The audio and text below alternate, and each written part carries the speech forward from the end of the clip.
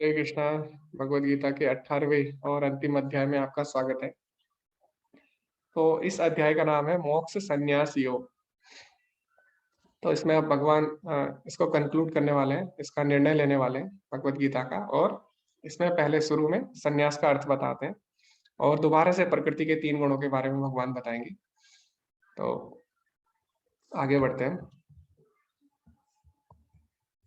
अर्जुन उवाच सन्न्यस्य महाबाहो तत्त्वमिच्छामि वेदितुं त्यागस्य च ऋषिकेश पृथक्केशिनि शूदन। अर्जुन ने कहा, हे महाबाहु, मैं त्याग का उद्देश्य जानने का इच्छुक हूँ। और हे केशिनी सूदन, हे ऋषिकेश, मैं त्याग में जीवन यानी संन्यास आश्रम का भी उद्देश्य जानना चाहता हूँ। तो अर्जुन भगवान से पूछता है कि त्याग का वास्तविक अर्थ क्या है, आप ये बताइए, और संन्यास का अर्थ क्या है। तो ये हम आगे देखेंगे संन्यास का अर्थ क्या है। तो यहाँ पे भगवान को केशिनी सूदन, तो जिन्होंने केसी नाम के राक्षस का वध किया था। ओके। श्री भगवानुवाच काम्यानां कर्मणां न्यासं संन्यासं कवयो विदुः सर्वकर्म फल त्यागम राहुस्त्यागम विचक्षणः। भगवान ने कहा, भौतिक इच्छा पर आधारित कर्मों के परित्याग को विद्वान लोग संन्यास कहते हैं और समस्त कर्मों के फल त्याग को बुद्धिमान लोग त्याग कहते हैं। तो संन्यास का वास्तविक अर्थ क्या है? संन्यास का अर्थ ये नहीं है कि आप सब चीज छोड़ दो, सब कार्य करना बंद कर दो। तो यहाँ पे भगवान संन्यास का असली मतलब बताते हैं। संन्यास का अर्थ ये है कि जो भौतिक इच्छा पर आधारित कर्म है, वो कर्म जो हमें भौतिकतावाद की तरफ ले जाते हैं, सांसारिक कर्म, उनका त्याग करना, उनका परित्याग करना ही संन्यास कहलाता है। तो संन्यास का मतलब होता है सत प्लस न्यास, है ना, यानी सत्य की ओर बढ़ना। तो वास्तविक सत्य क्या है? भगवान वास्तविक सत्य है ना। तो संन्यास का मतलब ये नहीं होता कि आप सब चीज छोड़ दो और बस बैठ जाओ ना एक जगह पे। तो यही भगवान पूरी भगवत गीता में समझाते हैं। तो खाली वो कर्म छोड़ना जो हमें भगवान से दूर ले जाते हैं, उसे कहते हैं हम संन्यास। ठीक है, तो संन्यास का मतलब ये हो गया। अब त्याग का वास्तविक मतलब क्या है? तो कल भी शायद किसी ने, डिवोटी ने क्वेश्चन पूछा था कि त्याग और तपस्या शायद ऐसे इसमें क्या अंतर है। तो अब आपको समझ में आ जाएगा कि त्याग का वास्तविक अर्थ क्या है। समस्त कर्मों के फल त्याग को बुद्धिमान लोग त्याग कहते हैं। तो त्याग का मतलब ये बिल्कुल नहीं है कि आप कोई भी कर्म करना बंद कर दें। तो संन्यास मतलब है आप भौतिक कार्य करना बंद कर दें, उसको आध्यात्मिक बनाए अपने कार्य को। और त्याग का वास्तविक अर्थ है, त्याग का अर्थ ये नहीं है कि आप कर्म करना बंद करें। त्याग का अर्थ भी यही है कि उसका जो फल है उसको आप त्यागे। ठीक है, फल आप भगवान को अर्पित करें, भगवान के ऊपर छोड़। तो इसका मतलब ये बिल्कुल नहीं है ना। जैसे किसान है, तो किसान क्या करता है? किसान खेती करता है ना, इतनी मेहनत करता है, लेकिन वो अब फल उसके हाथ में नहीं है ना, अनाज होगा कि नहीं होगा। तो इसका मतलब ये नहीं है कि वो खेती करना ही छोड़ दे। हाँ, तो इसीलिए भगवान कहते हैं कि हमारा जो उद्देश्य है वो कर्म करना है, उसके फल से आसक्त होना नहीं है, और ना ही कर्म को त्यागना है ना। तो इस प्रकार हमें फल जो है भगवान को अर्पित करते हुए कर्म करना है। ठीक है। कुछ विद्वान घोषित करते हैं कि समस्त प्रकार के सकाम कर्मों को दोषपूर्ण समझकर त्याग देना चाहिए, किंतु अन्य विद्वान मानते हैं कि यज्ञ, दान तथा तपस्या के कर्मों को कभी भी नहीं त्यागना चाहिए। तो भगवान बोले कि कर्मों को त्यागना नहीं है, कर्मों को क्या करना है? भगवान के लिए करना है। ठीक है, तो इस प्रकार भगवान समझाते हैं। यज्ञ दान तपा कर्म न त्याजम कार्यमेव तत् यज्ञो दान तपश्चैव पावनानि मनीषिणाम। यज्ञ, दान तथा तपस्या के कर्मों का कभी परित्याग नहीं करना चाहिए, उन्हें अवश्य संपन्न करना चाहिए। निसंदेह यज्ञ, दान, तपस्या महात्माओं को भी शुद्ध बनाते हैं। तो हमारी आत्मा का स्वभाव है कुछ ना कुछ करना है। तो हम इसको जबरदस्ती क्या कर सकते हैं? हम इसको रोक नहीं सकते, है ना। तो हमारी आत्मा का स्वभाव ही है कुछ ना कुछ करना, ये बहुत ही एक्टिव है। तो भगवान कह रहे हैं कि हम कर्मों का त्याग करे किए बिना जबरदस्ती बैठ नहीं सकते हैं, इसको कुछ ना कुछ चाहिए करने के लिए। तो क्या करना है? हमें यज्ञ, दान और तपस्या, ये जो कर्म है वो भगवान को अर्पित करते हुए करना चाहिए। ठीक है, इनको रोकना नहीं चाहिए। तो हमें अपने सांसारिक लाभ के लिए ये कार्य नहीं करने चाहिए। तो कल के अध्याय में हमने देखा था कि यज्ञ, दान और तपस्या भी 3 तरह की होती है। तो जो सात्विक तपस्या होती है उसमें क्या होता है?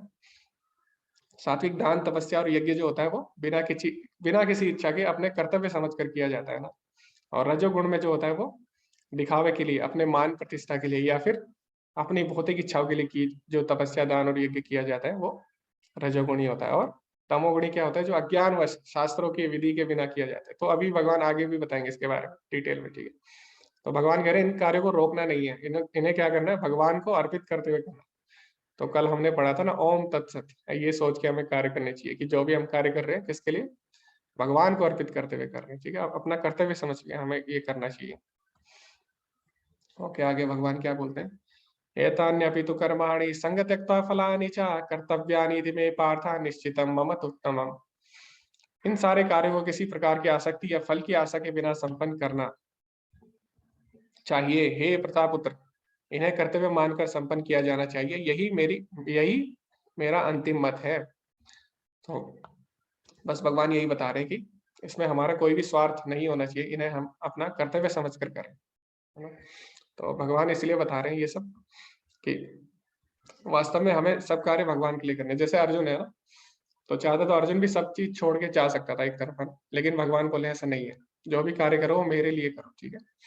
तो इसीलिए भगवान अर्जुन को ये बात समझा रहे हैं कि तुम ये मत सोचो कि सन्यास का मतलब ये है कि युद्ध छोड़ के तुम चले जाओ, है ना। सन्यास का मतलब वास्तविक अर्थ है तुम मेरे लिए कार्य करो, ठीक है। तो जो कि अर्जुन ने किया फिर। हे महाबाहु अर्जुन, वेदांत के अनुसार समस्त कर्मों की पूर्ति के लिए 5 कारण है। अब तुम इन्हें मुझसे सुनो। कर्म का स्थान, कर्ता, विभिन्न इंद्रियां, चेष्टा तथा परमात्मा, ये 5 कर्म के कारण हैं। तो भगवान बता रहे हैं कोई भी अगर कार्य होता है तो उसके 5 कारण होते हैं। तो वो कारण कौन से हैं? सबसे पहला है कर्म का स्थान, है ना? उसके बाद कर्ता, फिर इंद्रियां, हमारी इंद्रियां जिनसे हम कर्म करते हैं, उसके बाद हमारी इच्छाएं, चेष्टाएं, और फिर परमात्मा। तो इसमें एक चीज ध्यान देने लायक है। जैसे मान लो कोई आपको कोई बिल्डिंग बनानी है, ठीक है। तो सबसे पहले क्या होता है? एक जमीन होती है हमारे पास, है ना। तो ये हो गया कर्म का स्थान। उसके बाद कर्ता होता है। कर्ता कौन है? कर्ता जो वहां पे जो लोग कार्य करते हैं, श्रमिक लोग हैं या फिर जो इंजीनियर लोग हैं, वो कर्ता हो गए, है ना।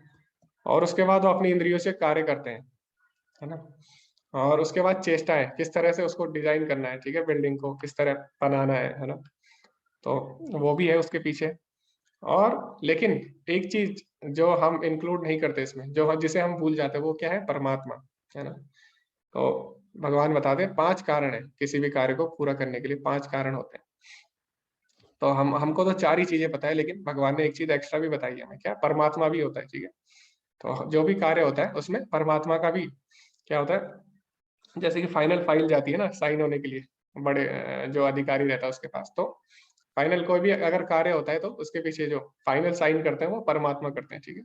तो परमात्मा हमारे हृदय में रहते हैं, उन्हें हमारी सारी इच्छाएं पता लग जाती है, ठीक है। तो उसके अनुसार वो क्या करते हैं? उसको सैंक्शन करते हैं। आगे बढ़ते हैं। ओके, अतएव जो इन 5 कारणों को ना मानकर अपने आप को ही एकमात्र कर्ता मानता है, वह निश्चय ही बहुत बुद्धिमान नहीं होता और वस्तुओं को सही रूप में नहीं देखता है। तो मैंने बताया ना, हम लोग 4 ही चीजों को मानते हैं ना, 5वीं चीज भगवान ने एक्स्ट्रा बताई है, उसमें भगवान भी है। लेकिन कई लोग तो 4 भी नहीं, वो बस एक ही चीज मानते हैं इसमें से, कर्ता को ही सब कुछ मान बैठते हैं। उन्हें लगता है कि कर्ता ही सब कुछ है। तो भगवान ने बताया था तीसरे अध्याय के 27वें श्लोक में, अहंकार विमूढ़ात्मा कर्ता हम इति मन्यते। तो जो अहंकारी लोग होते हैं वो सोचते हैं कि सब जो भी कार्य हो रहे हैं वो मेरे ही कारण हो रहे हैं, है ना। लेकिन ऐसा बिल्कुल नहीं है। इसमें 5 फैक्टर है, भगवान ने अभी साफ साफ बता दी। और वो हम जो फैक्टर है, वो जो जो भी हम कार्य कर रहे हैं वो किसके अंडर कर रहे हैं? प्रकृति के 3 गुणों के अंडर हम कर रहे हैं, ठीक है। तो भगवान आगे जाके बताएंगे अभी किस तरह प्रकृति के 3 गुणों के अंडर हम कोई भी कार्य करते हैं। ज्ञान, ज्ञेय तथा ज्ञाता, ये तीनों कर्म को प्रेरणा देने वाले कारण है। इंद्रियां, कर्म तथा कर्ता, ये 3 कर्म के संगठक हैं। तो कोई भी कार्य है उसको प्रेरित करने के लिए पहले ज्ञान चाहिए, हमें नॉलेज चाहिए उसके बारे में। ज्ञेय यानी जिसके बारे में हमें नॉलेज चाहिए, वो हमें पता होना चाहिए। और ज्ञाता, जो नॉलेज लेने वाला है। तो इसके इसकी इन तीनों के कारण ही, प्रेरणा के कारण ही कोई कार्य होता है। और जो इंद्रियां, कर्म तथा कर्ता है, वो इसके इसके एक अंग है। जो कोई भी अगर हम कार्य करते हैं उसके एक अंग है। तो आगे हम बढ़ते हैं। तो अब भगवान बताएंगे कि वास्तव में प्रकृति के 3 गुणों से प्रभावित होकर हम किस तरह कार्य करते हैं भौतिक जगत। तो भगवान क्या बोलते हैं, प्रकृति के 3 गुणों के अनुसार ही ज्ञान, कर्म तथा कर्ता के 3-3 भेद हैं। अब तुम मुझसे इन्हें सुनो। तो भगवान बताएंगे किस तरह ज्ञान, कर्म और कर्ता भी 3 गुणों के अनुसार कार्य करते हैं, यानी 3 गुणों में विभक्त है। तो सबसे पहले ज्ञान के बारे में बताते हैं। जिस ज्ञान से अनंत रूपों में विभक्त सारे जीवों में एक ही अभिव्यक्ति आध्यात्मिक प्रकृति देखी जाती है, उसे ही तुम सात्विक जानो। जिस ज्ञान से कोई मनुष्य विभिन्न शरीरों में भिन्न भिन्न प्रकार का जीव देखता है, उसे तुम राजसी जानो।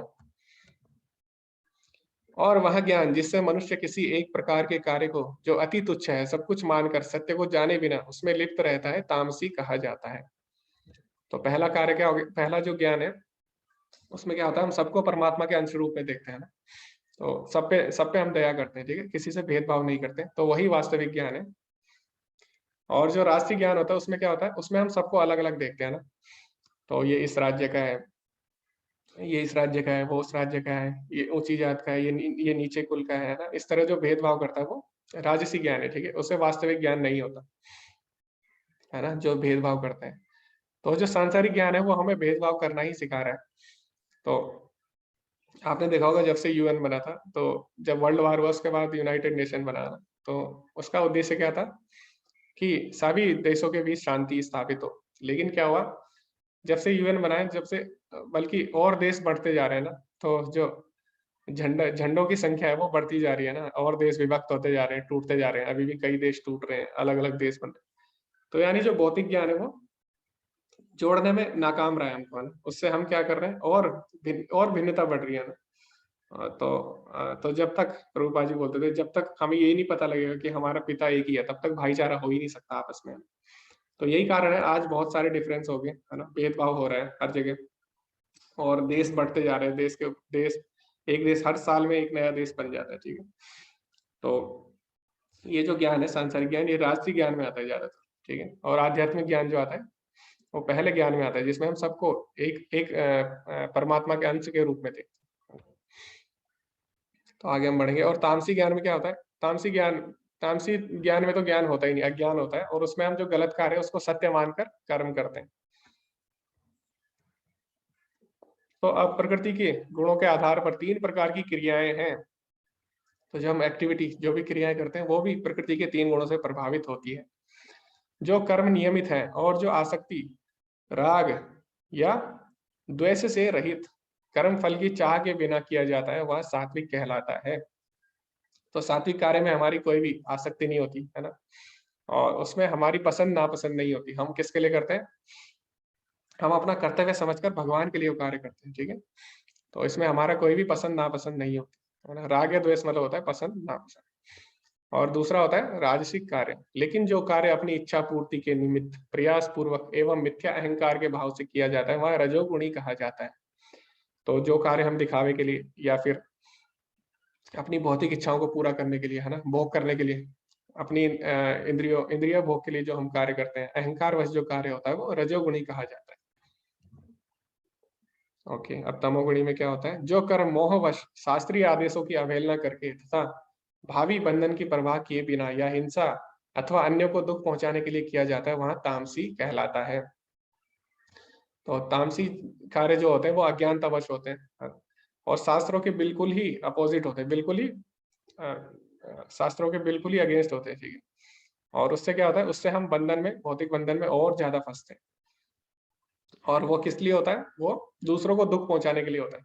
तो राष्ट्रीय कार्य में क्या होता है, राष्ट्रीय कार्य में इंसान अपने बारे में सोचता है, अपने स्वार्थ के लिए सोचता है, तो वो तो फिर भी ठीक है। लेकिन तामसी में क्या होता है, तामसी में ना सिर्फ अपने बारे में सोचता है, बल्कि दूसरों को दुख पहुंचाने के लिए भी वो सोचता है। तो ये उसमें एक्स्ट्रा है, ठीक है। ओके, प्रकृति के गुणों के आधार पर 3 प्रकार के श्रमिक। अब जो कर्ता है वो भी प्रकृति के 3 गुणों के आधार पे कैसे बटे हुए, ये हम देखते हैं। जो व्यक्ति भौतिक गुणों के संसर्ग के बिना अहंकार रहित संकल्प तथा उत्साह पूर्वक अपना कर्म करता है और सफलता अथवा असफलता में अविचलित रहता है, वह सात्विक कर्ता कहलाता है। तो सात्विक कर्ता क्या करता है, उत्साह पूर्वक अपना कार्य करता है ना, वो ऐसे नहीं करता कि मजबूरी समझ के कोई कार्य कर रहा है। तो उत्साह हमेशा बना रहता है। तो जब हम भक्ति करते हैं तो भक्ति में भी उत्साह बहुत जरूरी है। तो शुरू-शुरू में क्या होता है, शुरू-शुरू में लोग बहुत ज़्यादा उत्साहित होते हैं, और 2-3 दिन बाद बंद खत्म हो जाता है उनका उत्साह। तो नहीं, उत्साह ज़रूरी है किसी भी कार्य के लिए। तो उत्साह हमेशा बना रहना चाहिए। तो जो सात्विक कार्य होते हैं, जो सात्विक कर्ता होते हैं, उनके अंदर उत्साह हमेशा बना रहता है, ठीक है, कर्म के लिए। और सफलता असफलता में विचलित नहीं होते। तो कई लोग क्या होते हैं, अगर असफल हो जाए तो छोड़ देते हैं कार्य करना, उनका उत्साह भी खत्म हो जाता है ना। लेकिन जो सात्विक करता है वो उसके अंदर उत्साह बना रहेगा, चाहे सफलता आए या असफलता आए, वो अविचलित रहता है अपने कार्य से। अब राजसिक कर्ता क्या होता है, लेकिन वह कार्यकर्ता जो अपने श्रम के फल से जुड़ा हुआ है और जो जोश से उसका आनंद लेना चाहता है, जो लालची, ईर्ष्यालु और अपवित्र है और खुशी और संकट से आगे बढ़ता है, जो उसकी प्रवृत्ति में एक कार्य करता है। तो जो रजोगुणी होगा वो किसके लिए कार्य करता है, फल के लिए, है ना। तो उसकी इच्छाएं जुड़ी होती है बहुत ज्यादा, उस फल से आसक्त रहता है। और उसका अंत किससे होता है, लालच, ईर्ष्या उसके अंदर रहती है, वो हमेशा कंपटीशन की भावना से कार्य करता है ना। और अगर कोई उससे ज्यादा कार्य कर रहा है तो उसके अंदर ईर्ष्या आ जाती है उसको लेके, है ना। और लालच रहता है उसके मन में, हमेशा भोग करना चाहता है उसके फलों का। और इस तरह कुछ किसी भी तरह उसको करने के लिए गलत गलत कार्य कर बैठता है, ठीक है। अब तामसी कर्ता क्या होता है, जो कर्ता सदा शास्त्रों के आदेशों के विरुद्ध कार्य करता है, जो भौतिकवादी, हठी, कपटी तथा अन्यों को अपमान करने में पटु है, और आलसी, सदैव खिन्न तथा काम करने में दीर्घ सूत्री है, वह तमोगुणी कहलाता है। तो तमोगुणी और रजोगुणी में क्या अंतर है। तो जो तमोगुणी होता है दीर्घ सूत्री होता है। तो दीर्घ सूत्री का क्या अर्थ है, तो आपने देखा होगा कई लोग होते हैं ना, तो वो क्या बोलते हैं, आज नहीं कल करेंगे, ठीक है। और आप उनके पास अगर अगले दिन जाओगे तो बोलते हैं अभी नहीं, अभी नहीं, अभी शाम को करेंगे इसको, है ना। तो शाम को जाएंगे तो बोलेंगे ऐसा है, अभी तो बहुत लेट हो गया, इसको ऐसा करते हैं, कल जल्दी कर देते हैं। तो क्या करते हैं, दीर्घ सूत्री का मतलब है जो काम को हमेशा टालते हैं। तो रजोगुणी क्या करता है, रजोगुणी तो फटाफट कार्य करता है ना, तो हमेशा किसमें रहता है, पैशन में रहता है। तो फटाफट कार्य करना चाहता है, फटाफट लाभ पाना चाहता है, फटाफट फल पाना चाहता है। लेकिन तमोगुणी में और रजोगुणी में यही अंतर है, तमोगुणी कार्य को टालता है, ठीक है। तो और हमेशा शास्त्रों के अगेंस्ट काम करता है, शास्त्रों के बिल्कुल विरुद्ध कार्य करेगा। तो इससे क्या होता है, सदैव खिन्न रहता है और आलसी रहते हैं ऐसे लोग। ओके। तो हे धनंजय, अब मैं प्रकृति के तीनों गुणों के अनुसार तुम्हें विभिन्न प्रकार की बुद्धि तथा निर्धारण के विषय में विस्तार से बताऊंगा, तुम इसे सुनो। तो भगवान बुद्धि को भी बताते हैं, बुद्धि किस तरह तीन गुणों में बटी हुई है। हे प्रथापुत्र, वह बुद्धि सतोगुणी है जिसके द्वारा मनुष्य यह जानता है कि क्या करणीय है और क्या नहीं, किससे डरना चाहिए, किससे नहीं, क्या बांधने वाला है, क्या मुक्ति देने वाला है। तो सतोगुण क्या है, ज्ञान का प्रतीक है। तो सतोगुण में मनुष्य को ज्ञान रहता है, तो उसे पता रहता है क्या सही है, क्या गलत है, क्या करना है, क्या नहीं करना है ना। और उसे उसे पता रहता है कि कौन से कार्य मुझे बांध देंगे संसार से और कौन से कार्य मुक्ति देने वाले हैं संसार से। तो पूर्ण ज्ञान में उसकी बुद्धि होती है, उसकी चेतना होती है। लेकिन जो रजोगुणी होता है उसके अंदर क्या होता है, हे प्रतापुत्र, जो बुद्धि धर्म तथा अधर्म, करणीय तथा करणीय में भेद नहीं कर पाती, वहां राजसी है। तो राजसी लोग सोच नहीं पाते क्या सही है क्या गलत है। उनके लिए बस वही सही है जो उनको अच्छा लग रहा है ना, जो उनको आनंद दे रहा है, जो उनके इंद्रिय भोग के लिए सही है। तो इसमें उदाहरण आता है किसका, जैसे कि धृतराष्ट्र, ठीक है। और जो कौरव लोग हैं, दुर्योधन है, तो उन्हें ये सही लग रहा है ये सब युद्ध। क्यों, क्योंकि ये उनके इंद्रिय भोग से जुड़ा है ना, इससे उन्हें राज्य मिलेगा, समृद्धि मिलेगी, ठीक है, और भोग करने के लिए मिलेगा अच्छा अच्छा। तो इसीलिए उनको भेद ही नहीं पता कि सही क्या है गलत क्या है, हाँ? तो ये रजोगुण में आ गई, ठीक है। जो बुद्धि मोह तथा अहंकार के वशीभूत होकर अधर्म को धर्म तथा धर्म को अधर्म मानती है तथा सदैव विपरीत दिशा में प्रयत्न करती है, वह तामसी है। तो तामसी, तमस क्या है, तमस अज्ञानता का प्रतीक है। तो इसमें बिल्कुल ही उल्टा होता है, शास्त्रों के अपोजिट जाते हैं। जो जो कार्य बोले वो कार्य नहीं करते, उसके बिल्कुल ही उल्टे जाते हैं। तो जैसे रावण था, रावण बिल्कुल ही शास्त्रों के अपोजिट कार्य करता था ना। तो शास्त्रों में लिखा है जैसे पराई स्त्री का सम्मान करना है, तो नहीं, वो तो हरण करना चाहता है। तो बिल्कुल ही जो तमोगुण में होता है वो शास्त्रों के बिल्कुल ही विरुद्ध कार्य करता है। ओके, प्रकृति के तीन गुणों के आधार पर तीन प्रकार के निर्धारण। तो जो हमारे डिटर्मिनेशन है, जो हमारे निर्धारण है, वो भी प्रकृति के तीन गुणों के अनुसार होते हैं। हे पार्थ, वह निश्चय जो अटूट है, जो योग साधना द्वारा निरंतरता के साथ है और इस प्रकार मन, जीवन और इंद्रियों के कार्यों को नियंत्रित करता है, सात्विक तरीके में है। तो जो सात्विक निश्चय हमारा होता है वो अटूट होता है, ठीक है? चाहे सफलता है या असफलता है, उसमें हम बने रहते हैं हमेशा और अपनी इंद्रियों को संयमित तरीके से उसमें हम आगे बढ़ते हैं। लेकिन हे अर्जुन, जिस धृति यानी निश्चय से मनुष्य धर्म, अर्थ तथा काम के फलों में लिप्त बना रहता है, वह राजसी है। तो राजसी जो डिटर्मिनेशन या निर्धारण होता है या जो निश्चय होता है, उसमें क्या होता है, बस हमेशा उसका जो निश्चय होता है उसके भौतिक इच्छाओं पे आधारित होता है, उसके इंद्रिय भोग पे आधारित रहता है वो निश्चय। तो अगर उसको इंद्रिय भोग मिल रहा है तो वो निश्चय बना रहेगा उसका तब तक, और नहीं मिल रहा है तो छोड़ देगा और दूसरे कार्य में लग जाएगा फिर जिसमें उसका इंद्रिय भोग हो रहा है। हे पार्थ, जो धृति यानी निश्चय, स्वप्न, भय, शोक, विषाद तथा मोह के परे नहीं जाती, ऐसी दुर्बुद्धि धृति तामसी है। तो तामसी जो व्यक्ति का निश्चय रहता है वो हमेशा शुरू से ही ठोकरे खाता है उसमें और अंत तक ठोकरे ही खाता रहता है, लेकिन अज्ञानता के कारण जो उसे लगता है कि वो सही कर रहा है और इस तरह वो भी उसमें बना रहता है हमेशा। तो इस तरह जब तक उसे ज्ञान नहीं मिल जाता वो उसका निश्चय वैसे ही बना रहता है, ठीक है, दुखपूर्ण रहता है। ओके, अब ये बहुत ही इंपॉर्टेंट है अभी जो भगवान बताने जा रहे हैं। तो भगवान बता रहे हैं कि जो हमारी खुशियां हैं वास्तव में वो भी 3 गुणों में बटी हुई है।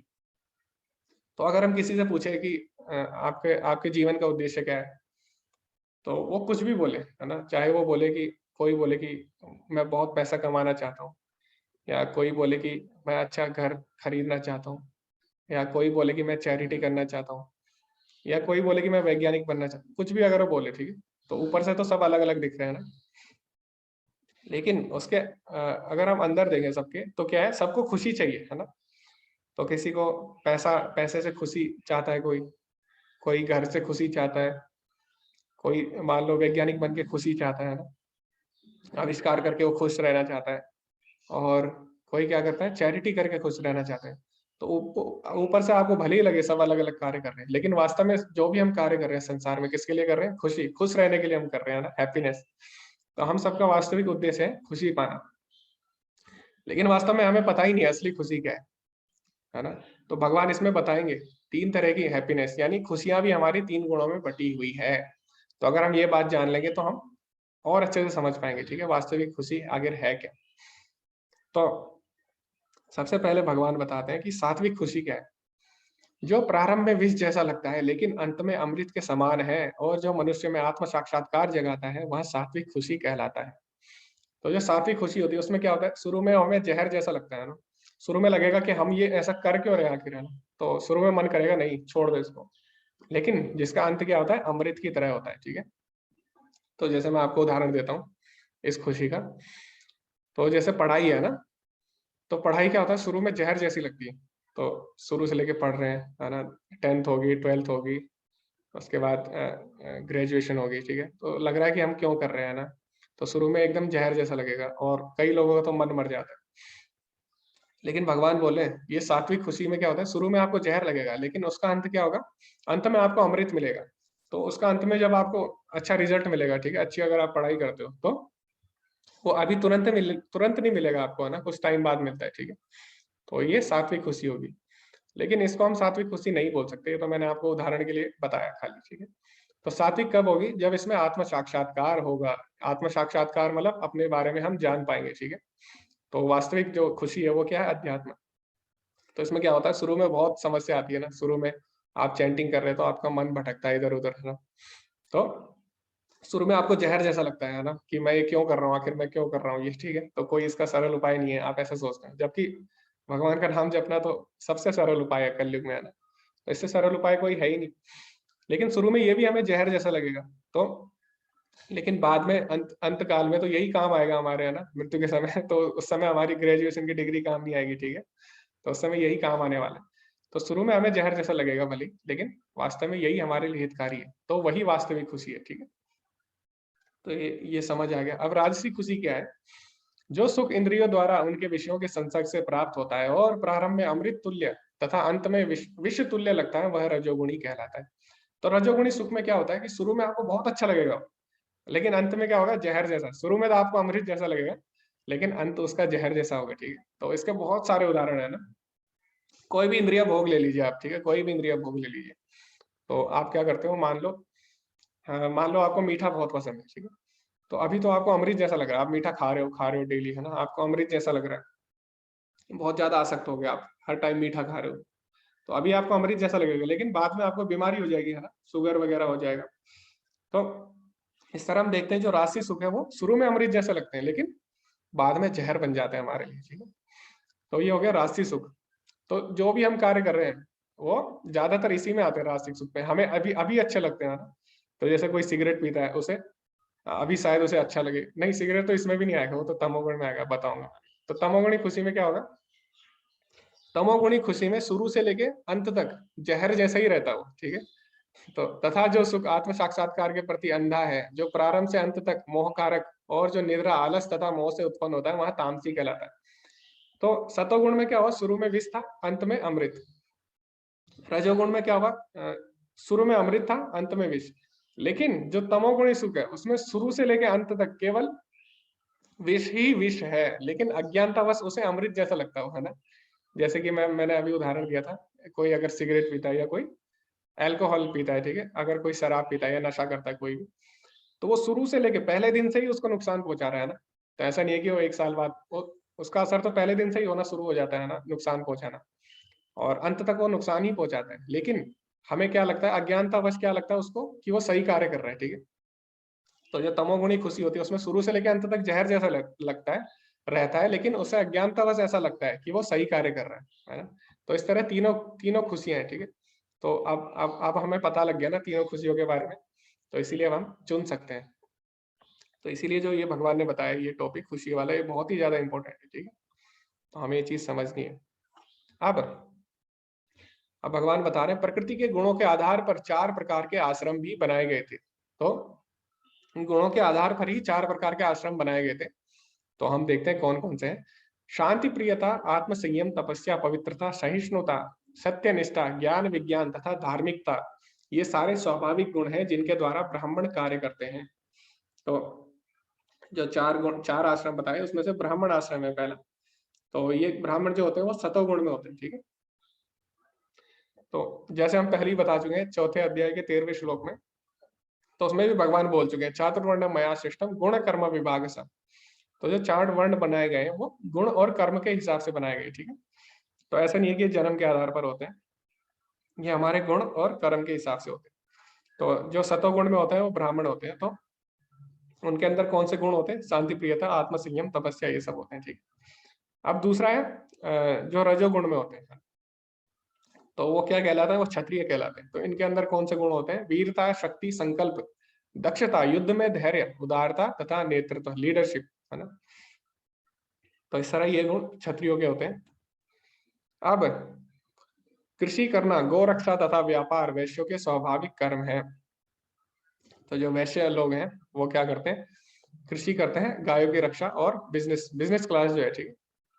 तो इनके अंदर रजो और तमो का मिक्सचर होता है, ठीक है, रजो और तमो। और जो तमोगुण में होते हैं वो शूद्र कहलाते हैं। शूद्रों का कर्म शर्म तथा अन्यों की सेवा करना है। अभी ऐसा नहीं है कि फिक्स हो गया है ना, ये जन्म के आधार पर बिल्कुल नहीं है। तो ऐसा है जिसके अंदर जो गुण है, जो जिस गुण में होता है वो उस अनुसार वो कार्य करता है ना।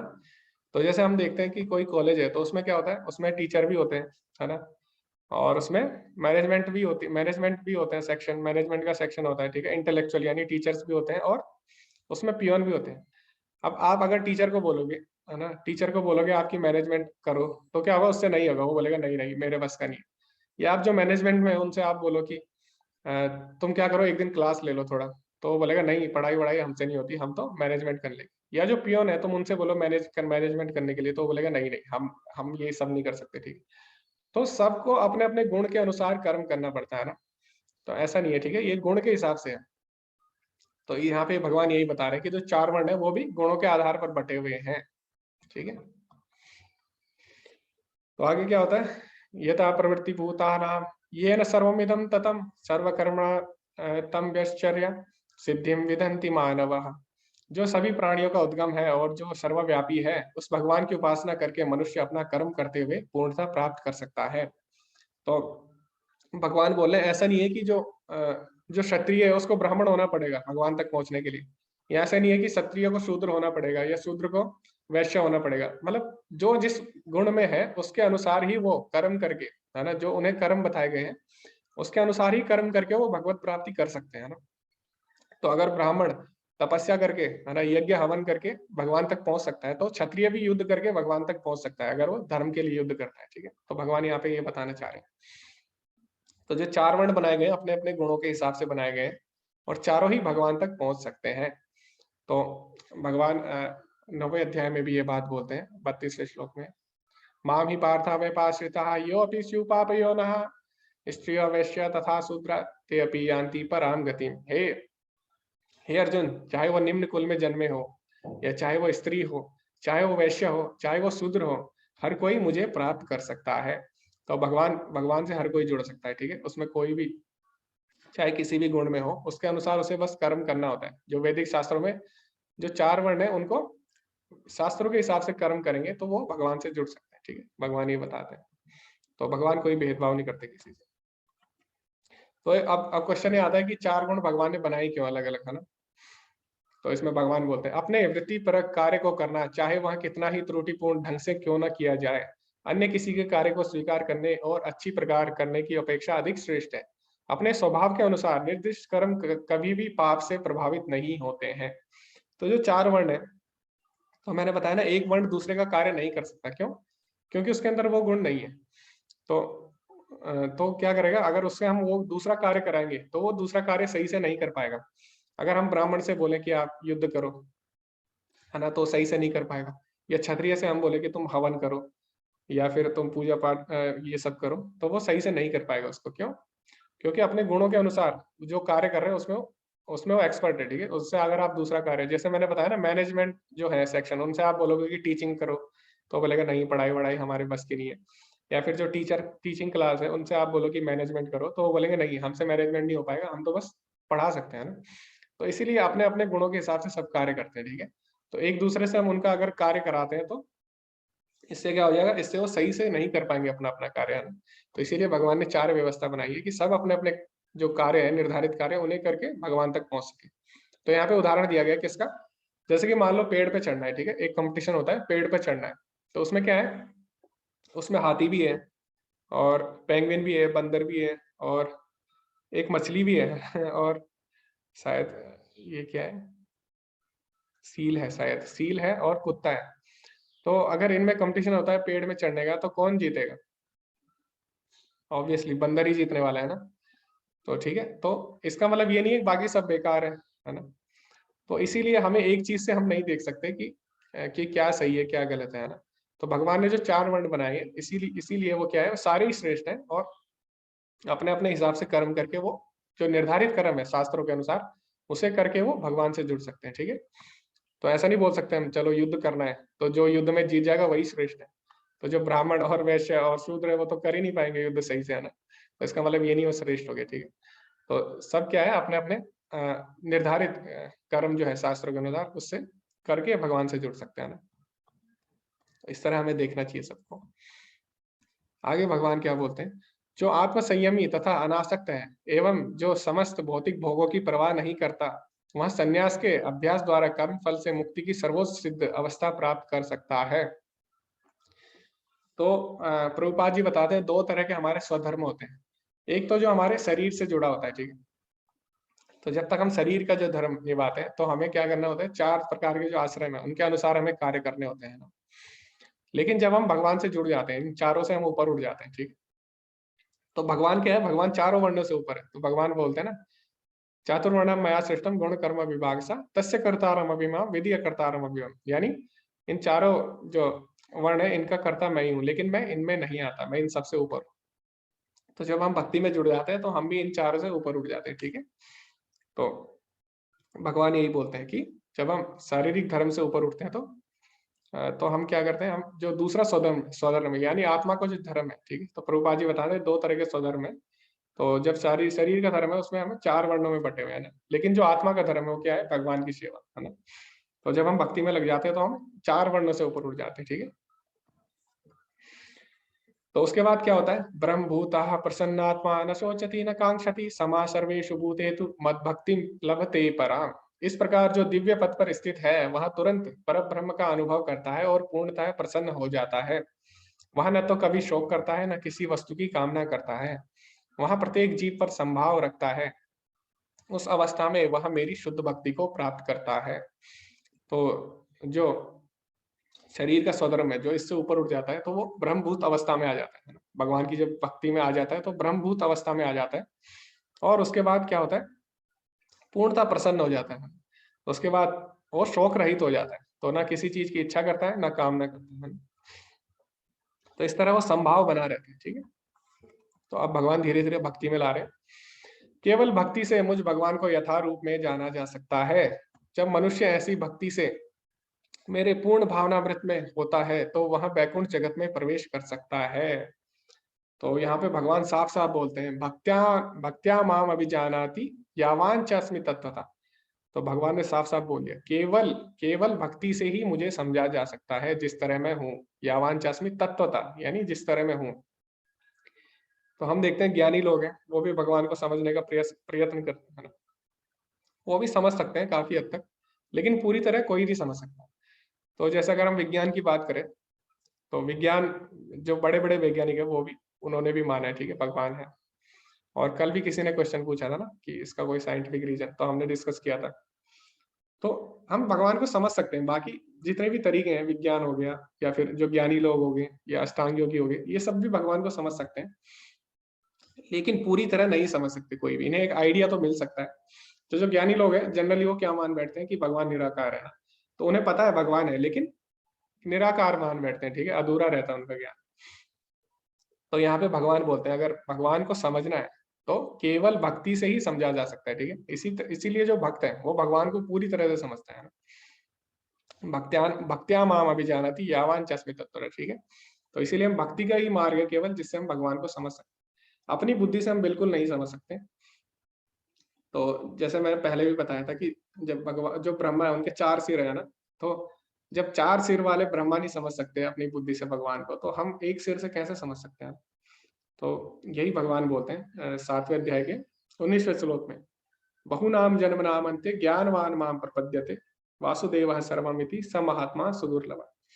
तो भगवान बोलते हैं, जो लोग मुझे अपनी बुद्धि से समझना चाहते हैं, उनको बहुनाम जन्म नाम अंते, यानी बहुत सारे जन्म लग जाते हैं ये समझने की, वासुदेवा सर्वमिति की भगवान कृष्ण ही सब कुछ है।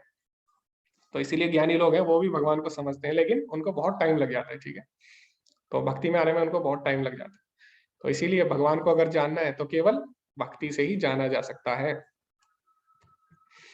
मेरा शुद्ध भक्त मेरे संरक्षण में समस्त प्रकार के कार्यों में संलग्न रहकर भी मेरी कृपा से नित्य तथा अविनाशी धाम को प्राप्त होता है।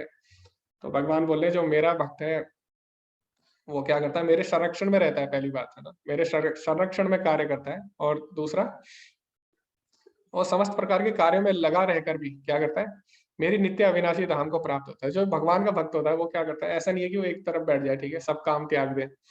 तो क्या करता है, भगवान के लिए कार्य करेगा, ठीक है। और भौतिक संसार के बीच रह के ही, है ना, और भगवान के लिए कार्य करेगा और सबको भक्ति में जोड़ता है, ठीक है, एक तरफ नहीं बैठता, तो भगवान के लिए कार्य करता है। और इस तरह वो कार्य का त्याग नहीं करता कभी भी। तो जैसे प्रभुपाद जी है, तो प्रभुपाद जी ने क्या किया, प्रभुपाद जी चाहते तो वृंदावन में बैठ सकते थे संन्यास लेके, है ना, वहां पे जप कर सकते थे अपना। लेकिन भगवान बोले ऐसा नहीं है, जो मेरा भक्त है वो कार्यों में लगा रहकर भी मेरी सेवा कर सकता है, ठीक है। तो प्रभुपाद जी ने क्या किया, अमेरिका गए, रिस्क लिया उन्होंने इतना, और भगवान के नाम का प्रचार किया ना। तो इस तरह जो भक्त होते हैं वो कार्य को त्यागते नहीं है, ठीक है, भगवान के लिए कार्य करते हैं। भगवान ये स्वयं बोल रहे हैं, यदि तुम मुझसे भावना भावित होंगे तो मेरी कृपा से तुम बद्ध जीवन के सारे अवरोधों को लांग जाओगे। लेकिन यदि तुम मिथ्या अहंकार वश ऐसी चेतना में कर्म नहीं करोगे और मेरी बात नहीं सुनोगे तो तुम विनष्ट हो जाओगे। तो भगवान ने साफ साफ बोल दिया कि अगर तुम मेरी बात नहीं मानी तुमने, तो नष्ट हो जाओगे। अगर लेकिन मेरी बात मानी तो तुम, जो भव सागर है, भौतिक बंधन है, उससे ऊपर उठ जाओगे। तो ऐसा भगवान क्यों बोल रहे हैं, भगवान वार्निंग, भगवान उसे क्या दे रहे हैं, चेतावनी दे रहे हैं, ठीक है, अर्जुन को। तो जैसे एक माता माता होती है ना, तो माता क्या करती है, बच्चे को डांटती है ना, कि अगर अगर अगर अभी तुमने मेरी बात नहीं मानी तो आगे जाके तुम पछताओगे, ठीक है, कोसोगे फिर अपने आप को। तो इसी तरह भगवान क्या है, भगवान हमारे पिता है ना, पिता हमस्य जगतो माता धाता पितामह। तो ऐसे भगवान बोलते हैं, पिता भी मैं हूँ, माता भी मैं हूँ, और पितामह भी मैं हूँ। तो इसीलिए भगवान अर्जुन को डांट रहे हैं कि, मतलब चेतावनी दे रहे हैं कि अगर तुमने आगे अभी मेरी बात मान ली तो तुम भौतिक जो बंधन है उससे पार हो जाओगे। अगर तुमने मेरी बात नहीं मानी तो आगे जाके क्या करोगे, तुम पछताओगे और नष्ट हो जाओगे। ठीक है, तो यही भगवान का भाव है इसमें। ईश्वरः सर्वभूतानां हृदय से अर्जुन तिष्ठति भ्राम्यन्न सर्वभूतानि यंत्र रूढ़ानि मायया। हे अर्जुन, परमेश्वर प्रत्येक जीव के हृदय में स्थित है और भौतिक शक्ति से निर्मित यंत्र में सवार की भांति बैठे समस्त जीवों को अपनी माया से घुमा रहा है। तो तो भगवान बोले जो शरीर है ये यंत्र की तरह है ना, मशीन की तरह है, लेकिन इसके अंदर कौन है, इसके अंदर परमात्मा है। ठीक है, जो आत्मा को शक्ति देके सारे कार्य कराते हैं। ठीक है, तो इस प्रकार भगवान बता रहे हैं। तो वो अपनी माया से क्या कर रहा है, सारे संसार को चला रहा है ना, और जीवों को भी चला रहा है। तो इस हमने देखा ना 3 गुणों से किस तरह पूरा संसार चल रहा है। तो भगवान क्या बोलते हैं फिर, तमेव शरणं गच्छा सर्वभावेन भारत तत्प्रसादात् पराम शांतिम स्थानम प्राप्स्यसि शाश्वतम। हे भारत, सब प्रकार से उसी की शरण में जाओ, उसकी कृपा से तुम परम शांति को तथा परम नित्य धाम को प्राप्त करोगे। तो भगवान बोले कि सबके हृदय में मैं परमात्मा रूप में विराजमान हूँ, है ना। तो यंत्र रूढ़ानी माया, तो जितने भी यंत्र है, जितने भी भौतिक शरीर है, सबके अंदर में परमात्मा रूप में स्थित है। तो भगवान बोले तुम उस परमात्मा की शरण में जाओ, तभी तुम परम शांति को और नित्य धाम को प्राप्त कर सकोगे। तो मैंने बताया ना, हर कोई जीवन में सुख चाहता है, ठीक है, और शांति चाहता है, लेकिन भगवान बोले परम शांति कब मिलेगी, जब तुम भगवान की शरण में जाओगे, है ना। तमेव शरणम गच्छा, तो ये भगवान ने साफ साफ कह दिया इसमें। इति ते ज्ञानमाख्यातं गुह्याद् गुह्यतरं मया विमर्शेते दशेषेण यथेच्छसि तथा कुरु। इस प्रकार मैंने तुम्हें गुह्यतर ज्ञान बतला दिया, इस पर पूरी तरह से मनन करो और तब जो चाहो सो करो। तो भगवान क्या बोले, यथ इच्छसि तथा कुरु, यथा इच्छसि तथा कुरु। तो हमें ये बात समझनी है कि भगवान ने अर्जुन को पूरी भगवत गीता बता दी। तो भगवान किसी को भी फोर्स नहीं करते, ठीक है। भगवान किसी को भी जबरदस्ती अपने, भगवान तो सबको चाहते हैं कि सब मेरे पास आए, लेकिन भगवान जबरदस्ती किसी से नहीं करते, ठीक है। तो जबरदस्ती अगर करेंगे तो फिर प्रेम नहीं रह जाएगा ना।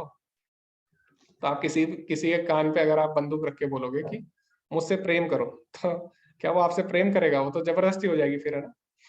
तो इसीलिए भगवान क्या चाहते हैं, हमसे प्रेम चाहते हैं, ठीक है, प्रेम प्रेम भाव चाहते हैं, तो हमसे जबरदस्ती नहीं करते। तो भगवान ने हमें सूक्ष्म इच्छा दे रखी है, ठीक है, तो इससे ये साबित होता है। तो भगवान ने क्या कहा, पूरी भगवत गीता सुनाने के बाद अर्जुन से कहा, यथा इच्छसि तथा कुरु। हे अर्जुन, अब मैंने तुम्हें सब चीज बता दी है, लेकिन अब तुम्हारी इच्छा है, तुम अगर चाहो तो मेरे पास आओ, और नहीं चाहते तो तुम्हें जो करना है फिर वो करो, ठीक है। तो भगवान ने हमें स्वतंत्र इच्छा दे रखी है। अभी हमारे ऊपर है कि हम क्या चुनाव करते हैं जीवन में, है ना। तो या तो हमें किसी ना किसी का चुनाव करना ही पड़ता है, या तो हम कृष्ण के दास बने, या तो हम माया के दास बने, ठीक है। तो अभी आपके ऊपर है, आपको क्या चुनना है ना? तो भगवान ने बोल दिया, यथा इच्छसि तथा करो। तो माया को अगर चुनते हो तो क्या क्या करोगे? हाँ, माया के फिर हम क्या करेंगे, माया के थप्पड़ खाएंगे, है ना, पूरे जीवन भर। और कृष्ण को अगर चुनते हैं तो माया से हम ऊपर उठ जाते हैं, ठीक है। तो ये हमारे ऊपर है, हमें क्या चाहिए, है ना। तो भगवान ने साफ साफ बोल दिया इसे, मन्मनाभव मद्भक्तो मद्याजी माम नमस्कुरु मामे वेश्य सत्यम ते प्रतिजाने प्रियो असी में। तो अब ये श्लोक पहले भी आ चुका है, लेकिन अब ये श्लोक दोबारा आया है, ठीक है। तो जब दोबारा जो चीज बोली जाती है तो वो बहुत ही ज्यादा महत्वपूर्ण हो जाती है। तो ये 9वें अध्याय में भी ये श्लोक आया था ना, 34वां। तो उसमें भी भगवान ने ये बोला था, मत मनाभव मत भक्तो मद्याजी माम नमस्कुरु। तो भगवान बोलते हैं सदैव मेरा चिंतन करो, मेरे भक्त बनो, मेरी पूजा करो और मुझे नमस्कार करो, इस प्रकार तुम निश्चित रूप से मेरे पास आओगे। मैं तुम्हें वचन देता हूँ क्योंकि तुम मेरे परम प्रिय मित्र हो। तो भगवान बोले मैं तुमसे झूठ नहीं बोला, तुम मेरे मित्र हो, तो मैं तुम्हारे हित के लिए ही बात करूंगा। तो भगवान ये सारे जीवों को ये संदेश देना चाहते हैं कि भगवान हमारा हित चाहते हैं, और उसका एकमात्र तरीका है भगवान तक पहुंचना, ठीक है, भगवान की शरणागति। तो उसके भगवान अलग अलग स्टेप बता रहे हैं कि सदैव मेरा चिंतन करो, ठीक है। अगर तुमसे वो भी नहीं होता तो कम से कम मेरे भक्त तो बनो, जो मेरे भक्ति के नियम है उनको तो फॉलो करो, ठीक है। अगर तुमसे वो भी नहीं हो रहा तो मेरी पूजा तो करो, कम से कम एक बार पूजा तो करो, ठीक है। अगर तुमसे इतना भी नहीं हो रहा तो कम से कम मुझे नमस्कार तो करो, इतना तो कर सकते हो।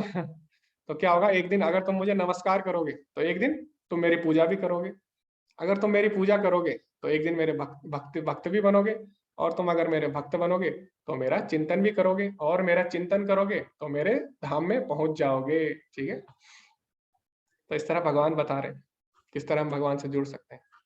अब ये जो श्लोक है ये बहुत ही ज्यादा महत्वपूर्ण है। तो अगर आपने सुना होगा ना कि या फिर कई आप वीडियो देखते होंगे कि 1 मिनट में, 5 मिनट में भगवत गीता समझे, आधे घंटे में भगवत गीता समझे। तो अगर आपको किसी को 1 मिनट में भगवत गीता समझानी है तो आप ये श्लोक बोल सकते हो। ठीक है, तो आप भी वीडियो बना सकते हो, 1 मिनट में भगवत गीता समझे, तो आप ये श्लोक उसमें डाल सकते हो। तो उसमें भगवान ने क्या बोला, सर्वधर्मान् परित्यज्य मामेकं शरणं व्रज अहं त्वां सर्वपापेभ्यो मोक्षयिष्यामि मा शुचः। समस्त प्रकार के धर्मों का परित्याग करो और मेरी शरण में आओ, मैं समस्त पापों से तुम्हारा उद्धार कर दूंगा, डरो मत। तो इसमें भगवान ने जो भी बोले ना, एक एक शब्द बहुत ही ज्यादा महत्वपूर्ण है। तो सबसे पहला, सर्वधर्मान परित्यज्य, तो भगवान बोलते हैं सभी धर्मों का परित्याग करो। तो धर्म मतलब वो नहीं है जो आप समझ रहे हैं। तो धर्म का मतलब क्या है वो हम समझते हैं। अलग अलग धर्म है, ठीक है, बहुत सारे धर्म बनाए रखे हैं, शास्त्रों में भी बहुत प्रकार के धर्म है। तो पहला क्या है, शरीर के लिए धर्म। तो शारीरिक धर्म है पहला, शारीरिक चेतना। तो उसमें क्या है, हम अपने आप को शरीर मानते हैं और जो भी कर्म करते हैं हम शरीर के लिए कर रहे हैं ना। तो मैक्सिमम लोग यही कर रहे हैं, यही कार्य कर रहे हैं। तो अपने शरीर के लिए, अपने बारे में सोचना, अपनी इंद्रियों के लिए, अपने शरीर, बस शरीर से आगे कुछ सोचना ही नहीं है ना। तो वो अपने आप को शरीर मानते हैं, ठीक है, जो भी कार्य करेंगे शरीर के लिए। तो ये क्या है, ये हम में भी है, जानवरों में भी है। तो जानवर भी अपनी रक्षा के लिए अपनी रक्षा करते हैं ना, अपने आप को स्वस्थ रखना चाहते हैं। आपने देखा होगा कुत्ता कभी कभी घास भी खाता है ना। तो क्यों खाता है, क्योंकि उसका अपना पाचन ठीक करने के लिए। तो शारीरिक चेतना सब में है, सब हर कोई अपने शरीर के बारे में सोचता है। ठीक है, तो ये हो गया शारीरिक धर्म। अब थोड़ा ऊपर उठो, तो ऊपर आता है कुल धर्म, अपने परिवार के बारे में सोचना। ठीक है, अपने परिवार की रक्षा करना, बच्चों की रक्षा करना, उनके उनकी चिंता, उनके फ्यूचर के बारे में सोचना। ठीक है, ये उससे अच्छा है, शारीरिक धर्म से अच्छा है ऊपर कुल धर्म, है ना। तो कम से कम हम दूसरों के बारे में तो सोच रहे हैं, अपने परिवार के बारे में। लेकिन ये तो जानवरों में भी है। जानवर भी अपने बच्चे के बारे में सोचती है ना। चिड़िया भी उनके लिए दाना लाती है डेली, है ना, अपने बच्चों को खिलाती है उनके मुंह में ठूस के। और कुत्ता भी, जो कुत्ते होते हैं वो भी अपने बच्चों के बारे में रक्षा करते हैं उनकी। और जो जो भी जानवर है, ठीक है, कोई भी जानवर हो, तो सब अपने परिवार के लिए कुछ ना कुछ करते हैं। चिड़िया इतनी मेहनत से घोंसला बनाती है, और ऐसे ऐसे घोंसले बनाती हो तो इंसान भी नहीं बना सकता ऐसे। ठीक है, बहुत मेहनत करती है ना। तो ठीक है, शारीरिक चेतना से, शारीरिक धर्म से ऊपर है परिवार, कुल धर्म है। तो वो जानवर भी कर रहा है, वो इंसान भी कर रहा है ना, ये कॉमन है। अब थोड़ा और ऊपर आ जाते हैं, उससे ऊपर धर्म क्या है, उससे ऊपर है समाज सेवा, है ना। समाज सेवा या संसार की सेवा करना, या देश सेवा, ये सब ठीक है।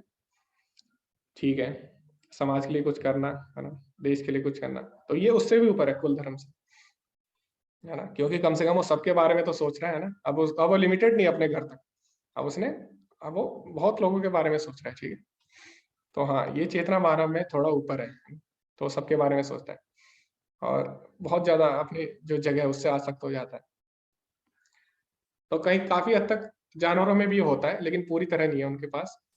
तो जैसे जानवर भी अपने एरिया उनका फिक्स हो जाता है, ठीक है, तो उसके लिए लड़ते हो, है ना। एक आपने देखा होगा, जब दूसरी गली का कुत्ता आता है तो दूसरे को नहीं आने देता अपनी गली में ना, लड़ता है उसके लिए, एरिया के लिए। तो ये है, लेकिन इंसान में क्या है, वो सबके बारे में सोच सकता है, सभी के हित के बारे में सोच सकता है। ठीक है, तो थोड़ा ऊपर है उससे। तो ये हो गया ऊपर का धर्म, ठीक है, समाज सेवा वगैरह। लेकिन अब भगवान ने बोला कि सर्वधर्मान परित्यज्य, तो भगवान ने बोला कि इन सारे धर्मों को छोड़ो, है ना, और भगवान की सेवा अपनाओ। तो जो असली धर्म हो क्या है, भगवत धर्मम तो साक्षात भगवत प्रणीतम। तो असली धर्म है भगवान के जो इंस्ट्रक्शन है, ठीक है, आदेश है, उनका पालन करना। तो अभी जो अर्जुन है वो किसके बारे में सोच रहा है, अपने परिवार के बारे में सोच रहा है ना। तो अभी अपने परिवार के, अपने अपने राष्ट्र के बारे में सोच रहा है, इनका क्या होगा। ठीक है, तो भगवान बोले इससे ऊपर उठो, तो मेरी बात मानो, ठीक है, वो सबसे ऊपर है। तो जैसे मैं आपको उदाहरण देता हूँ। तो जैसे कुंभकर्ण था ना, कुंभकर्ण था और और कौन था, विभीषण था। तो कुंभकर्ण ने किसके विषय में सोचा, अपने भाई के बारे में, है ना, अपने कुल धर्म।